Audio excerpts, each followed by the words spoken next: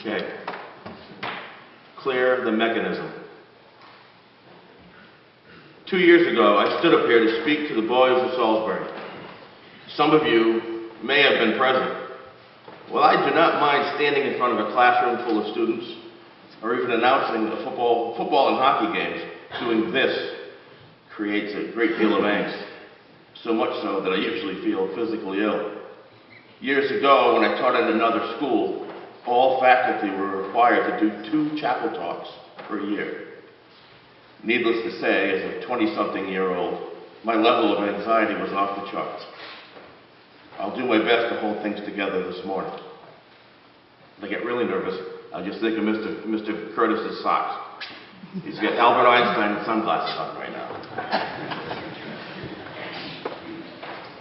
There are some themes that I'd like to touch upon in my short time up here, and I will use a couple of my favorite movies and the great American poem to help me. First, clear the mechanism. This line is repeated throughout the movie for the love of the game and said by Detroit Tigers pitcher Billy Chappell, played by Kevin Costner. Billy Chappell is a longtime veteran pitcher at the tail end of his career, trying to prove to himself and others that he still has what it takes to be successful in the show.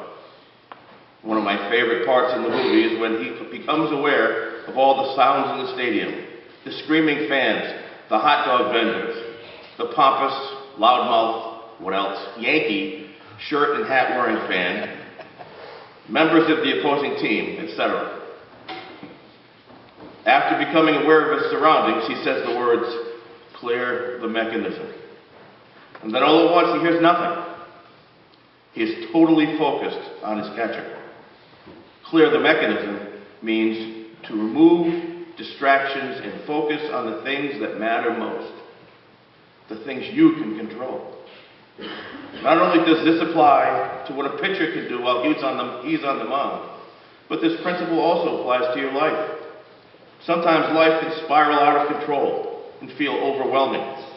Sometimes there seems to be 1,000 distractions, keeping us from maintaining our focus. How can you clear the mechanism on a daily basis? Try blocking out the negative and focusing on the job at hand. Had a bad day? Block it out. It's over. Focus on your homework, your quiz, your test, your game, whatever is ahead tomorrow. This might seem similar to what people consider being in the moment. So, before I continue, I will ask all of you to take a quiet moment to clear the mechanism, to think about the good things ahead today, not what happened yesterday, or even what will happen tomorrow. Okay, clear the mechanism.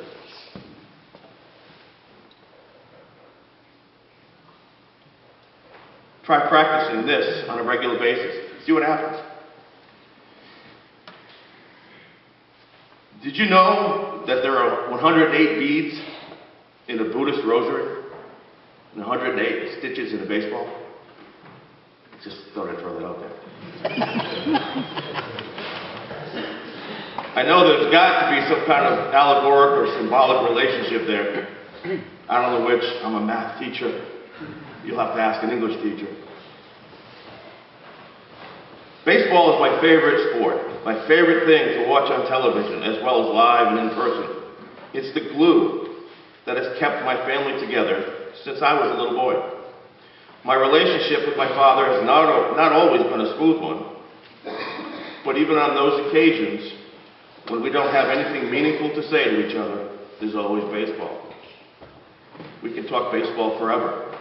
Baseball is a way for us to ignore whichever elephant is invariably in the room.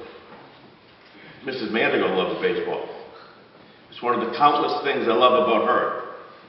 Soon after we met, one of our dates was a trip to Fenway Park in Boston to see the Red Sox. What was so good about seeing the Red Sox with Mrs. Mandigo? She paid attention and didn't need to ask me any questions about the game. I knew then she was a keeper. Our 2 daughters love baseball. In In fact, a source of pride for me as a father is that both Kaylee and Emily can read and break down a newspaper box score as well as I can. Kaylee can keep a game score sheet. For generations, the game of baseball has brought and kept families together. Mine is no different. The game is also a reflection of the history of our country and the culture of America. Our national pastime is, as Albert Goodwill Spaulding said, a very democratic game. Anybody can play. Size doesn't matter like it does in football or basketball. And think about the things many of you know about baseball. How many home runs did Babe Ruth hit? 714. How many games was Joe DiMaggio's hit streak? 56 games. Ted Williams batted .406 one season. As a matter of fact, Williams batted .406 in DiMaggio's hit streak was in the same season. Jackie Robinson's uniform number, 42. Most consecutive games played, Cal Ripken Jr. Whose record did he break? Lou Gehrig. I could go on and on. There's so much history in baseball. I could venture that the average person has retained more baseball history than the history of our country. This reminds me of the monologue by the character Terrence Mann in Field of Dreams. I'm going to mess this up. With apologies to James Earl Jones. Ray, people will come, Ray. They'll come to Iowa for reasons they can't even fathom. They'll turn up your driveway, not knowing for sure why they're doing it. They'll arrive at your door as innocent as children, longing for the past. Of course, we won't mind if you have a look around, you'll say. It's only $20 per person. They'll pass over the money without even thinking about it, for it is money they have and peace they lack. And they'll walk out to the bleachers and sit in shirt sleeves on a perfect afternoon. They'll find they have reserved seats somewhere along one of the baselines, where they sat when they were children and cheered their heroes. And they'll watch the game, and it'll be as if they dipped themselves in magic waters. The memories will be so thick, they'll have to brush them away from their faces.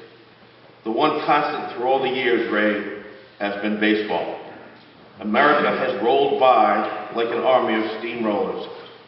It's been erased like a blackboard, rebuilt and erased again.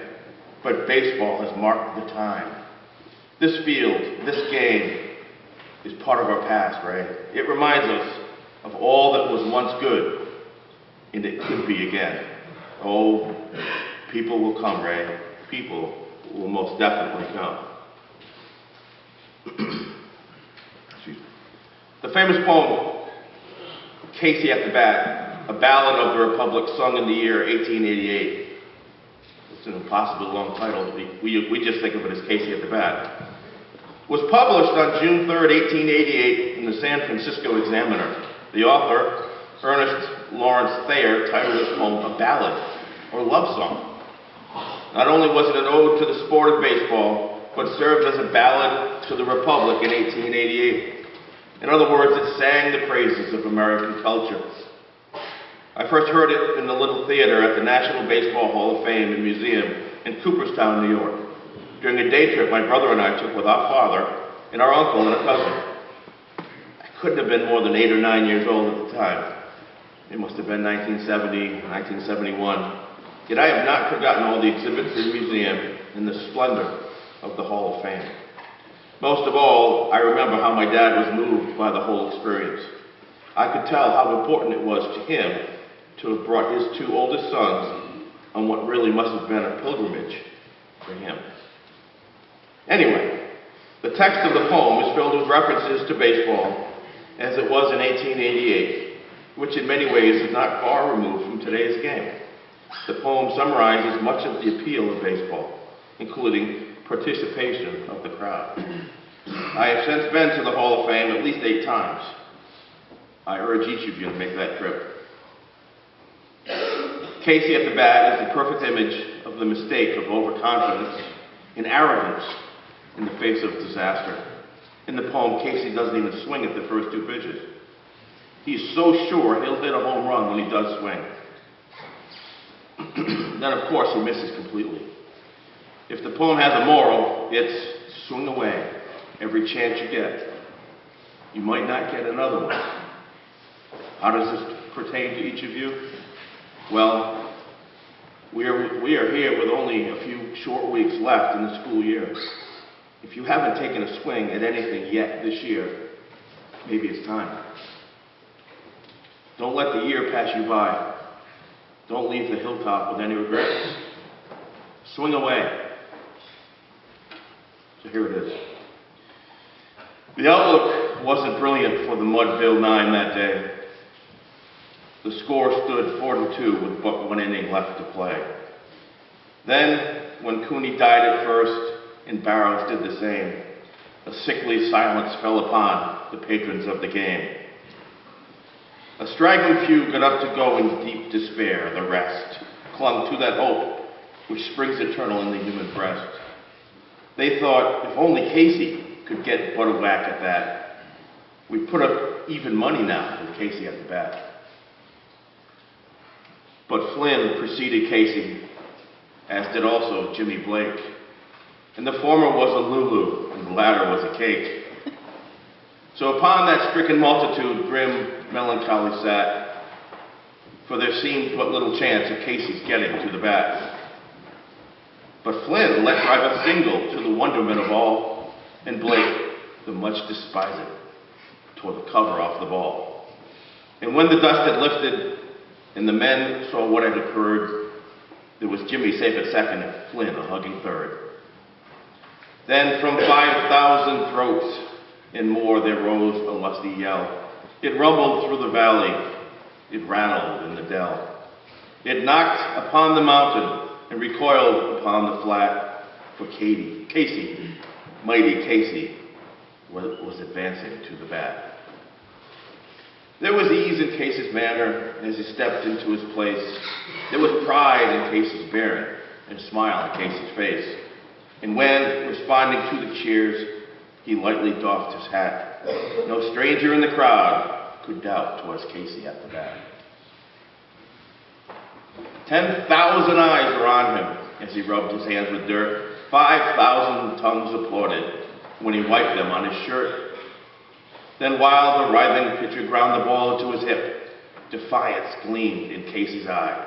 A sneer curled Casey's lips. And now the leather-covered sphere came hurtling through the air, and Casey stood watching it in haughty grandeur there. Close by the sturdy batsman, the ball unheeded sped. That ain't my style, said Casey. Strike one, the umpire said.